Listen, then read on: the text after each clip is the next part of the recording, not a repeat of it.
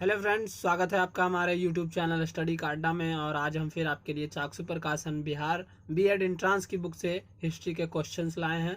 तो आइए देखते हैं अपने क्वेश्चंस को। इसके पिछले दिन हम लोगों ने शिशुनाग वंश के बारे में जाना था और आज हम नंद वंश के बारे में जानेंगे। अगर आप इस चैनल पर नए हैं तो चैनल को लाइक शेयर एंड सब्सक्राइब कर दें। चलिए बढ़ते हैं अपने क्वेश्चंस की ओर। नंद वंश, पहला पॉइंट है, इस वंश का संस्थापक महापद्मनंद को माना जाता है।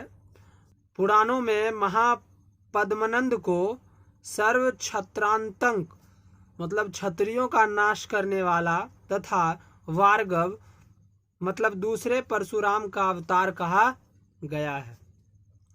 अगला है, नंद वंश का अंतिम शासक घणानंद था। इसी के शासनकाल में सिकंदर ने भारत पर आक्रमण किया। सिकंदर ने भारत पर आक्रमण कब किया था? घनानंद के शासनकाल में। घनानंद की चंद्रगुप्त मौर्य ने अपने गुरु चाणक्य की सहायता से हत्या कर मौर्य वंश की स्थापना की। सिकंदर का आक्रमण के बारे में दिया गया है, तो आइए शुरू करते हैं। सिकंदर मकदूनिया के शासक फिलिप का पुत्र। सिकंदर कौन था? मकदूनिया के शासक फिलिप का पुत्र, याद रखिएगा।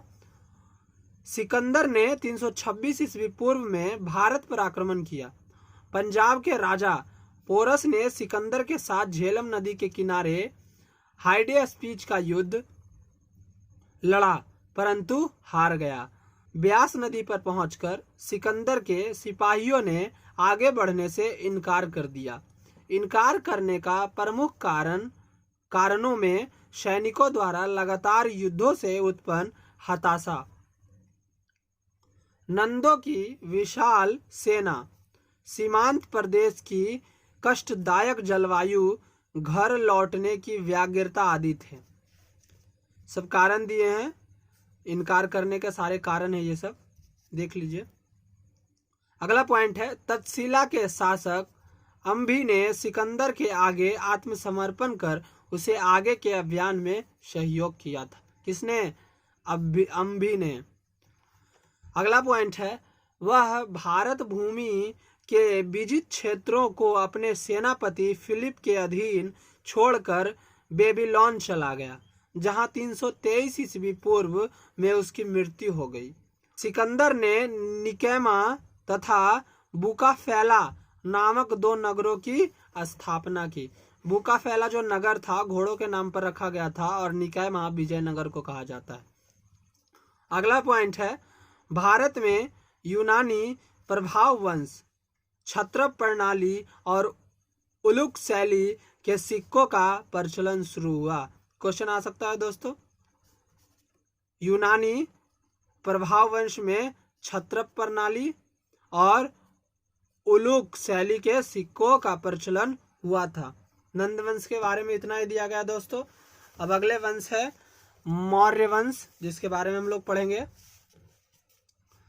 चंद्रगुप्त मौर्य का शासनकाल है।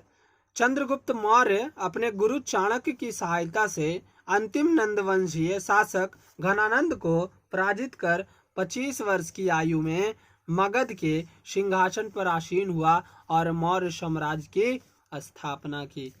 चंद्रगुप्त मौर्य ने किसे हराया था? धनानंद को। किसकी सहायता से? चाणक्य की सहायता से। अगला पॉइंट है, चंद्रगुप्त मौर्य ने व्यापक विजय करके प्रथम अखिल भारतीय साम्राज्य की स्थापना की। चंद्रगुप्त मौर्य ने प्रथम अखिल भारतीय साम्राज्य की स्थापना की थी, याद रखिएगा दोस्तों।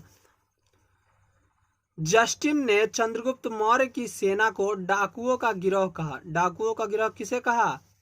चंद्रगुप्त मौर्य की सेना को किसने कहा? जस्टिन ने, याद रखिएगा दोस्तों। अगला पॉइंट है, चंद्रगुप्त मौर्य ने तत्कालीन यूनानी शासक सेल्यूकस निकेटर को पराजित किया। चंद्रगुप्त मौर्य ने सेल्यूकस निकेटर को भी पराजित किया था। सेल्यूकस ने मेगास्थनीज को अपने राजदूत के रूप में चंद्रगुप्त मौर्य के दरबार में भेजा, जिसने मौर्य प्रशासन पर इंडिका नामक पुस्तक लिखी। इंडिका पुस्तक किसने लिखी थी? मेगास्थनीज ने। उसको किसने भेजा था? सेलुकस ने भेजा था। कहाँ भेजा था? चंद्रगुप्त मौर्य के दरबार में भेजा था।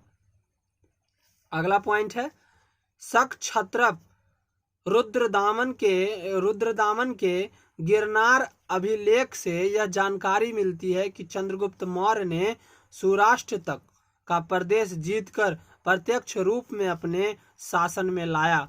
यहीं पर उसके गवर्नर पुण्यगुप्त वैश्य ने सुदर्शन झील का निर्माण कराया था। अगला पॉइंट है, वृद्धावस्था में चंद्रगुप्त मौर्य ने जैन मुनि भद्रबाहु से जैन धर्म की दीक्षा ली थी। चंद्रगुप्त मौर्य ने जैन धर्म की दीक्षा ली थी बुढ़ापे में। किससे? मुनि भद्रबाहु से। और उन्हीं के साथ श्रवणबेलगोला कर्नाटक में 297 ईस्वी पूर्व में उपवास द्वारा अपना शरीर त्याग दिया था। अगला है दोस्तों बिंदुसार, उसके बाद है अशोक। तो इसको हम कल के वीडियो में देखेंगे। धन्यवाद। अगर वीडियो आपको पसंद आया तो इसे लाइक शेयर एंड सब्सक्राइब करें और ज़्यादा से ज़्यादा शेयर एंड सब्सक्राइब करें। धन्यवाद।